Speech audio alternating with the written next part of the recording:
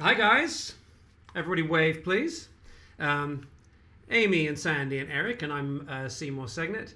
This is your weekly update from MAGFAST. We're going to make it lickety-split. We've got to be quick now because, as Eric just pointed out, the days are getting shorter from today onwards, or was it from last night onwards?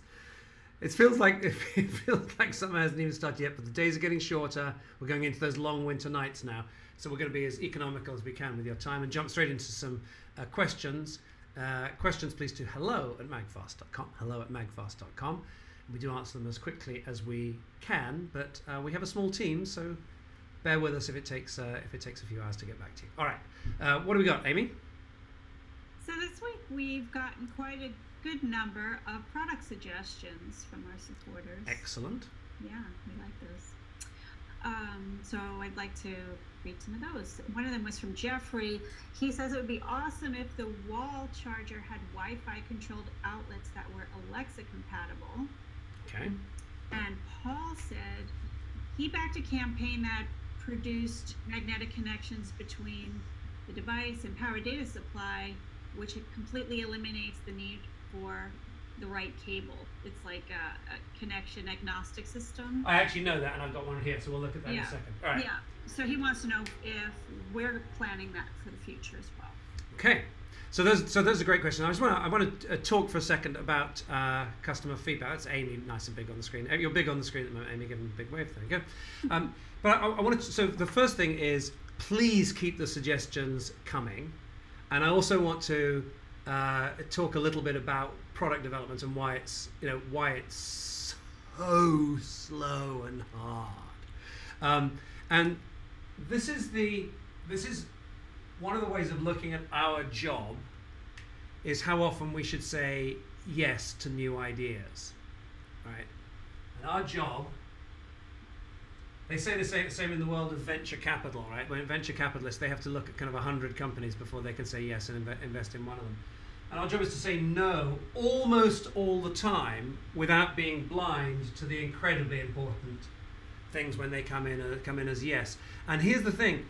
That doesn't mean that any of these are bad ideas. I mean, some of them are, but most of these are really, really good ideas. I've mentioned this before in this, but Tim Cook, who runs Apple, was on some interview show kind of a while back. And this is Apple, the biggest company in the world. He's sitting there with a circular table, kind of, yay big. And he says, you can fit one of everything we make at Apple onto this table. It's Apple, the biggest company in the world. They're so good at saying no that they just have this very small. Chipotle were in the news in the last day or two. They've introduced their first new menu items in sort of forever. They've got 3 or 4 new menu items coming. And they're a $15 billion corporation by just having burritos and salad bowls and like 2 or 3 other things. And it's basically the same thing, just arranged differently on the plate. So our job is to keep things incredibly simple. But because I want you to know the amount of thought that goes into these decisions, I want to talk about both of these. The first one, okay, which is about the new smart home, as it's called, is something that we actually do give a lot of thought to, and in fact it'd be good if Amy chimes in a little bit here, right? Because is it not the case that I have tried to introduce some amount of smart home stuff into our own home? Yes. Okay. Without trying to sort of be like as objective as possible. Like, to what degree is it cool and helpful, and to what degree is it a nuisance that gets in the way? It depends who you talk to in this house.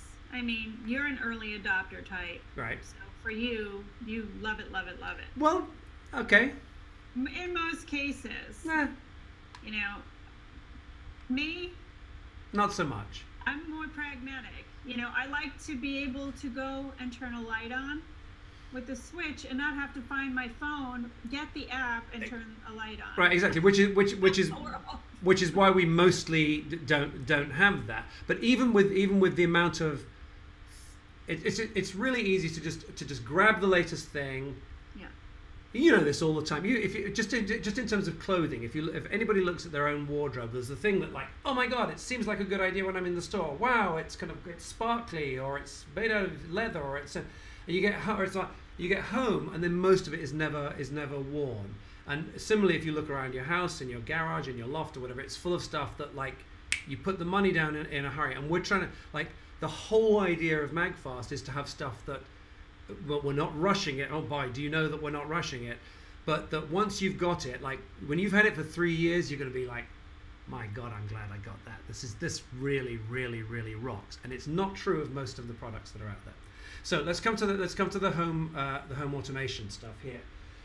So in terms of the feature that's being requested is that this product wall would have the ability from your phone to turn the outlets on and off, possibly to dim them up and down, and that's that.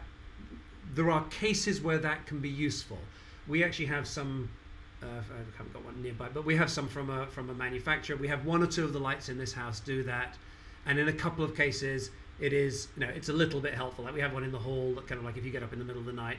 Comes on, but again, you can see Amy's laughing like she doesn't care for it that much, and this really matters, because if something is going to be loved and adopted on a wide scale, it's got to be delightful to almost everybody, not just exciting to a few folks. In terms of the practicalities of putting this in here, you'd have to add Wi-Fi chip. That wouldn't be sufficient because you'd need to have Bluetooth in there as well in order to be able to talk to it to set it up in the first place, Bluetooth. And you'd have to have all sorts of other control. You'd have to have software control. So the cost of adding this feature in, right, is very considerable in terms of time, dilution of effort and focus, the extra bill of materials, the extra stuff that would have to go into it. So it's really hard to do. I actually wouldn't rule that out in the future for a top of the range model, but I want the whole landscape of home automation to have settled in. I want it to be something that, like in the course of a year, it's gone from 20, 30, 40% of our customers are doing in a widespread way throughout their house, rather than something just a few crackpots like me are experimenting with. And that's my perception. There are some exceptions to it. I'd say that the Nest thermostat is something that or its equivalent from competitors, that's something that's just fantastic, that everybody can go and get. It saves you fuel. It is something that's convenient to operate from your phone. When you're away on vacation, you want to turn that. Like that's something that we've had for years, and it's been great. And one of the reasons it's great is because you walk up to it, it looks pretty on the wall, and you just operate it. Right? It's designed to be delightful by itself. In addition to all of this Wi-Fi, internet-connected home automation stuff. So the other one is this cable, which I have one here. So let me show you what it is first of all. Okay, because I got this very excited. So here, what it is it's a little tip here. All right, and these guys even have it in a couple of different colors. So here's a white one. This is the Apple one. So there it is in white. There it is in black. And the idea then is that you keep it in the bottom of your phone, like so. Okay, and it just connects like so. Right, now you've got to admit that by itself, that looks pretty good, doesn't it? I mean, I thought so, and I think I'm a bit discerning about the stuff that I order. So I was kind of excited. So I got it home, and immediately, and it's a decent execution. The magnet can maybe be a bit strong, but it's not bad at all. Here's the problem. I'm fine now, all right, but I leave my desk, so I unplug, right, because I don't want to be taking the cable with me, or it's no longer convenient, right? Yeah. So I'm going to leave this cable at my main place at my desk where I plug in. So off I go. Now I'm at the car where I don't have one of these, or I'm at a friend's house where I don't have one of these. So now, in order to charge my phone, I'm setting aside the fact that there's wireless charging, right? But in order to use this plug, I've now got to remove, and it's difficult now to get out, this tiny little thing with my fingers. I have to store it now and not lose it, and not have it swallowed by a child who chokes on it, or chewed up by the dog or something. Right? So now I unplug it, and I put it sort of safely in my jeans. The next day, I come. I want to charge my phone back at my desk again. Oh, where's the tip?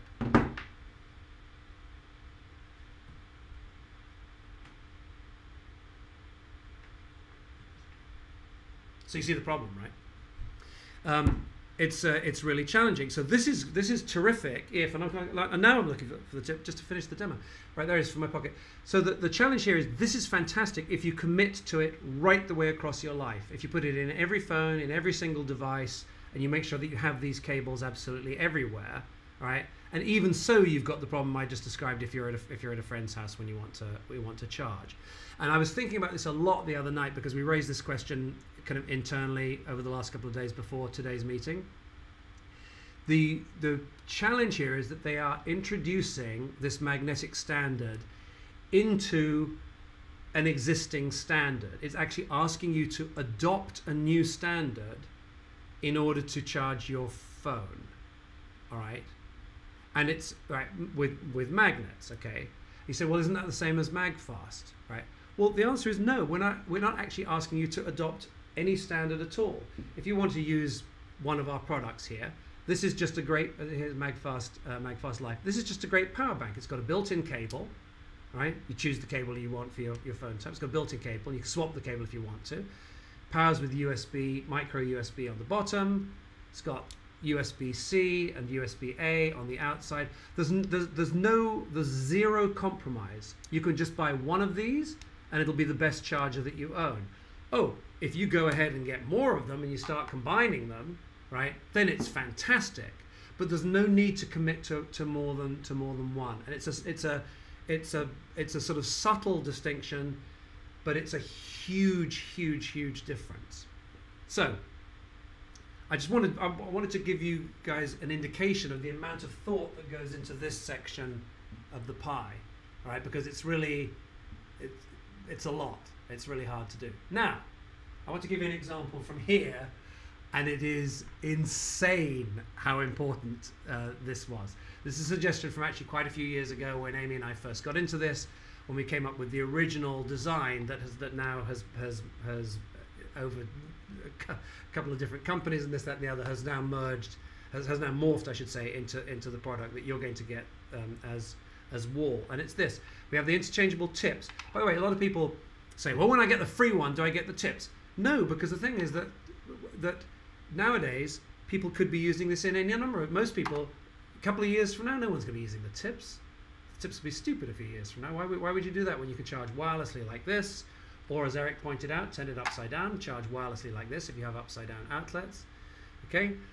Or people may just be using it with, they may just be using it to charge their other devices like that. So the free one that we give is the basic unit. It's 1,000, it's not 1,000, but it's 10 times better than most chargers. It's got the USB outlets underneath. It's a great charger that folks are getting for free, and then you accessorize it how you would like if you wish to. But I do want to talk for a second about the tips. The original design a few years ago, you may remember this guy, which was the connection that Apple had a few years ago. I think it was up until 2012, 2013. This was the Apple connector, the 30-pin connector. There was a lot of them out there. There were a lot of them out there. So this was the original design. So we're like, okay, well, we need to have interchangeable tips. So here's the one for Apple, and then we designed one for the new Apple connector like that. And so this was the system. This is what the tips looked like, and we did original crowdfunding for the old company on Indiegogo, and we showed it animations of the tips all going in and out and all of this, that, and the other. And we were a little while into it, and you guys, you know, the folks who support us and who back us, someone came in. In fact, a couple of people came in here, and they were like, "Well, what about if I have my phone in a case?" It's a head-slappingly simple suggestion, right? And the answer is you need to make the tip small enough so that the tip says that when it goes through the hole in the case. It's completely obvious. It's insane that we hadn't thought of it ourselves. So we modified the design. It added quite a bit of extra time. It added a boatload of extra cost. It actually almost doubled the cost of the product, but we knew that we had to make the investment to make it great. A funny side note to this is that a very unscrupulous, I might even say sleazy, electronics manufacturer spotted what we were doing and decided to copy it and just try and steal our idea and steal the market away from us. But they copied it with these tips. So they went to all of the expense of tooling. They did it quickly. They went to all of the expense of the tooling to produce a really, really, really substandard product, and it bombed. And so their attempt to steal our baby wound up costing them hundreds of thousands of dollars, just by just by not thinking it through. They could have, they'd spent enough time on it, they'd tested it well enough and put it into enough cases and listened to people, they'd have learnt the lesson. So that, I mean, I hope that's does that give some sort of idea about like the way we think about this, how hard we think about stuff. It's always going to look like this. So if you send something in and you get a polite no, please understand that that's a vital part of the process. And another thing is that the idea that itself might be a no, but it contributes to an understanding that triggers an idea down the road. And in fact, the whole concept of MAGFAST with the items snapping together like this was born of us seeing some ideas out there. We didn't copy the idea because the idea wasn't good enough, but it triggered us thinking about things in a certain way that then led to this idea. So we didn't infringe on anybody's patents. We would never do that. We want to play nicely, but ideas that aren't quite right can often lead to ideas that are right. Okay. So after that exhaustive, and I'm sure by now you feel exhausting explanation, what else have we got to cover this week? Okay, I've got one question from Keith. Hey, Keith. And he asks, if a life charge is left on top of the wall charger, will it bleed any charge? Will it get topped up? I know there's a thing that with some batteries, they're not meant to be charging all the time. Yeah. Is MAGFAST one of those? Yeah, so it's a great question. So let's talk about, I think he said the bleed any charge was one of the things here. So first of all, let me talk about without this on top, because it's relevant to this.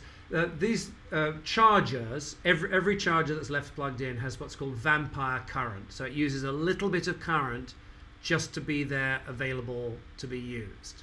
Okay, we're doing the greenest, most economical specification for this because we know that you're not going to actually get around to unplugging it when you're using it. We know that it's going to be left plugged in. Right, we're pretty green here. We leave ours plugged in. The amount of electricity that this will use in a year, plugged in, unused, is about depends on the cost of electricity where you live, but about 5 cents per year. So it's a tiny, tiny, tiny, tiny, tiny, tiny amount of electricity. You burn through 5 cents with a heater in half an hour or an hour or whatever. So just to give you some idea. All right, so very, very small amount of power. All right, but the question was about when this is on top. This will charge when this is empty, it'll charge at maximum current. As it gets close to full, the current will reduce up to the top, and it will then stop, and it'll then use none, right? Because the question also was, can it overcharge? No, it cannot overcharge. You're safe to leave this on here until you're ready to use it. It cannot overcharge. If you left it there for a long time and the charge started to deplete, because they do lose power a little bit over time, like all batteries do. All rechargeable batteries do over time. Over many weeks, they lose a little bit. Then it'll do a top up. So no, you're absolutely fine to leave these on. You can store them. You can store them in place any way that you would like. So you can, with this guy, for instance, if you want to, you can just have that sitting in your kitchen. Just come in, throw your watch on it in the evening, and just leave it on there the whole time. And then when you do want to travel, you pull this off, and it's still got the cable. And it's still got it carries a little bit of charge, so you can top up your phone or top up your watch as well. Okay. So we've got a bit of fan mail this week from Deborah. Hey, Deborah. She says, "What a wonderful invention! I love the video, and I'm so excited to receive my unit. Thank you for this opportunity." Okay, well, that's very. Mail like that. Yeah, yes. So send your fan mail. Send your questions, your concerns, and your fan mail, anything you want to say to hello@magfast.com. It will typically be answered by Sandy up in the top left-hand corner, or Amy in the bottom right-hand corner. But Eric and I dip in there sometimes when we can, and we love to hear from you. And we will get back to you as quickly as we can. I think that's probably it for this week, isn't it, guys? Anything else? All right, terrific. So thank you so much. hello@magfast.com. We love you. Thank you for your support. I think if you're watching these updates, you know how hard we're working on this. I promise you, when we get in your hands, you're going to be thrilled. Okay, we'll see you the same time next week.